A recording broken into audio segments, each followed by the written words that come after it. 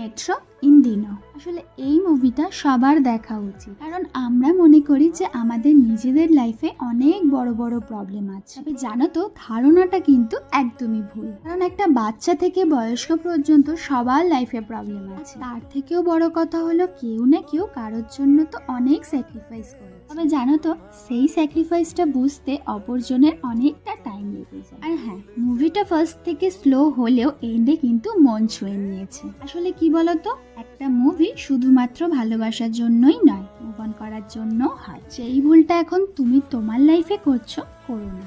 যদি পসিবল হয়, ভুলটাকে শুধরে ঠিকঠাকই বেছে নিও। নিজের লাইফটা নিজের মতো করে বাঁচো আর নিজেকে খুব খুব ভালোবাসো। তার মধ্যে যদি তুমি একটা ভালো পার্টনার পাও, তাহলে তো জাস্ট কিছু বলারই নেই। তবে জানো তো, কিছু কিছু মুভি দেখে লাইফে অনেক কিছু শেখা যায়। সো থ্যাংক ইউ প্রণয়, এত সুন্দর মুভি আমাকে দেখানোর জন্য। So thanks for watching. Please subscribe my channel.